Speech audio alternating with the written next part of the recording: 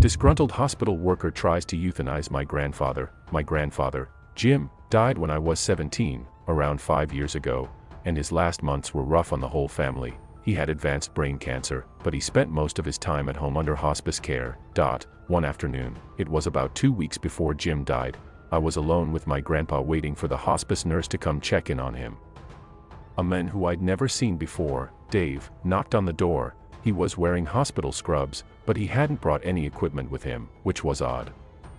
I asked him if he worked for the hospital, and he nodded. He said this was his first shift with Jim, but that he'd reviewed my grandfather's file, and that he wanted to speak to whichever family member had the legal authority to pull the plug. Jim wasn't even on life support, so I guess Dave was using plug as an expression on my grandfather. I should say that I live in a right-to-die state where euthanasia is legal, so it's not like that option had never occurred to us, but as far as I know, no member of my family had ever expressed an openness to euthanizing Jim.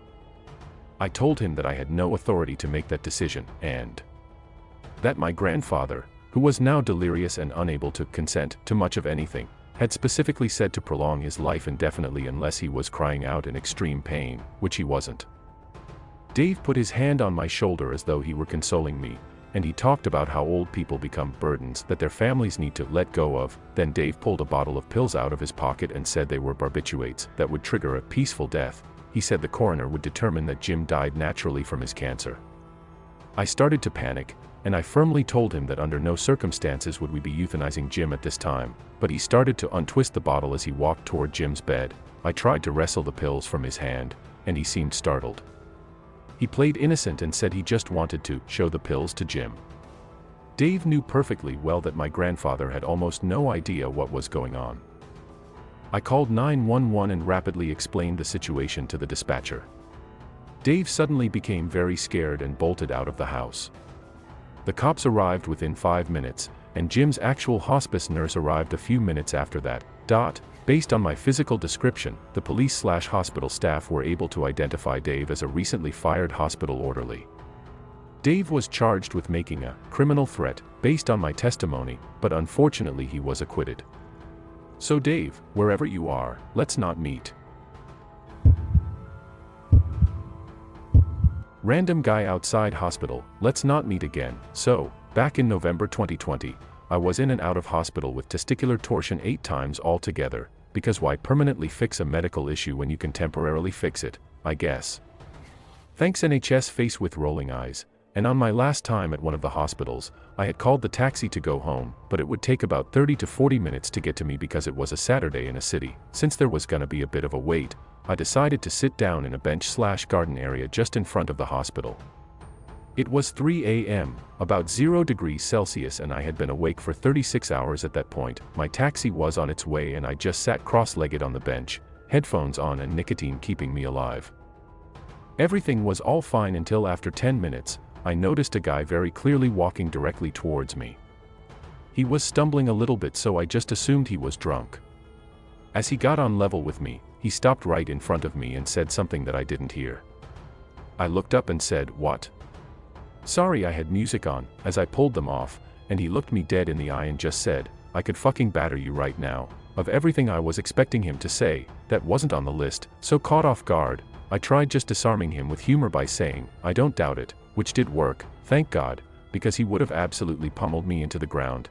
And every time I said that or something similar, he'd just say, "I could batter you, I want to deck you right here, right now, and I could take you in a fight," just to recall a few of them. After his anger had toned down, he sat on the bench next to me and started generally drunk rambling about his family and his friends and, very specifically, his best friend's girlfriend that he was having an affair with.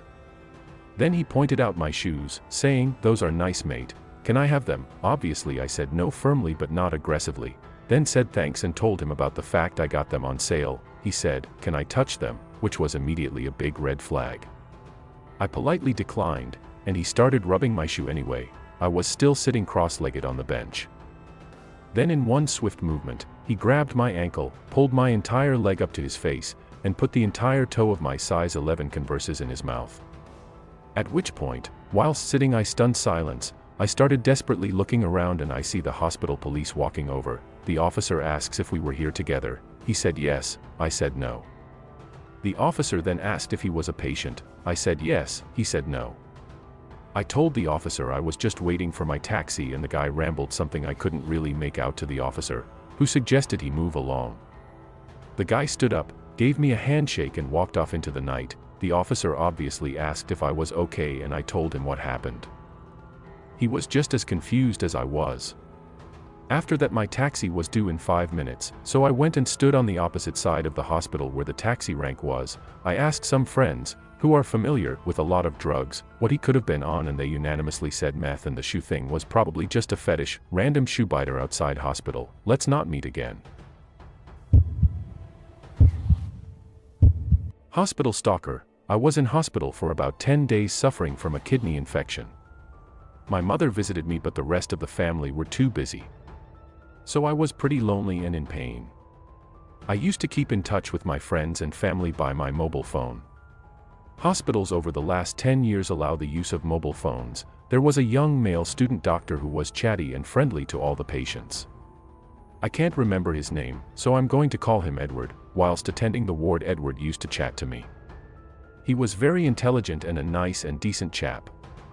He gave me a "get well soon" card to cheer me up.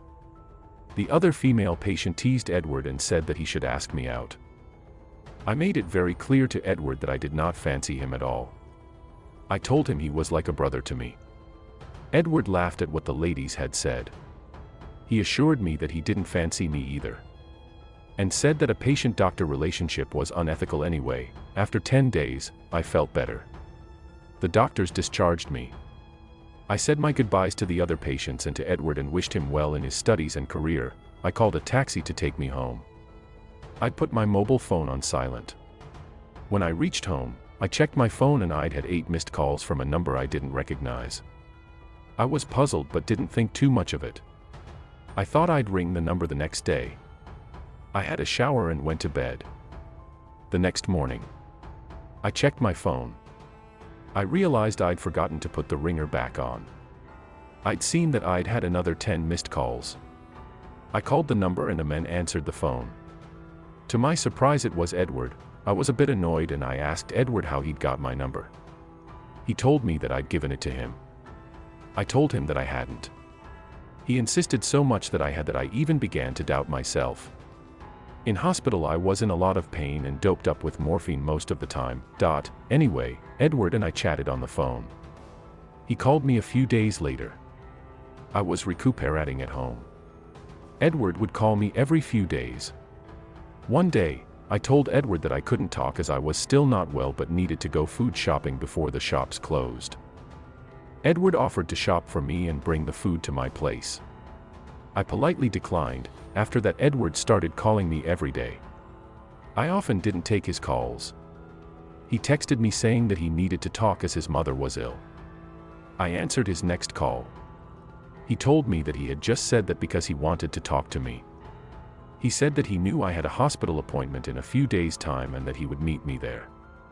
He told me that he had a new mobile phone for me and would put me on his family plan. I asked him how he knew that I had an appointment. He told me that he'd accessed my medical records. I did not attend the hospital appointment as I didn't want to see Edward. I told Edward that I didn't want any more contact with him and to leave me alone. Edward told me that he loved me and wanted to marry me. Edward kept on calling and calling me. I did not take his calls. In one day, I'd have 40 missed calls and 60 text messages from him. He even called me during the middle of the night. I was creeped out and beginning to get scared. One day I had a call from an unknown number.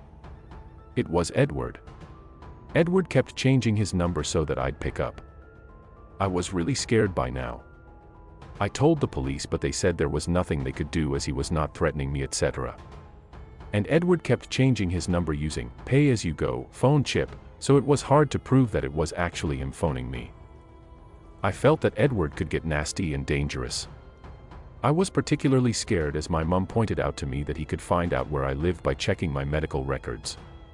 Thanks, Mom. I asked a good male friend of mine to answer Edward's phone call to me and to pretend that he was my new boyfriend. Well, that didn't work. Edward didn't believe that I had a boyfriend. I was at my wit's end. I wasn't sleeping or eating. And I was terrified.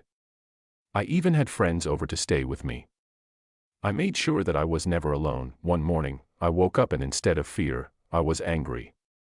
How dare that stupid little coward bully me and totally take over and ruin my life? I telephoned Edward. I was very firm and assertive. I told him that if he ever contacted me again, I would report him to the dean of his university. I would send the dean all the text messages that he'd written to me. I told him that his career as a doctor would be over. From that day, Edward never contacted me again. I just wish I'd thought of it sooner. But I was so relieved as I could lead a normal life again.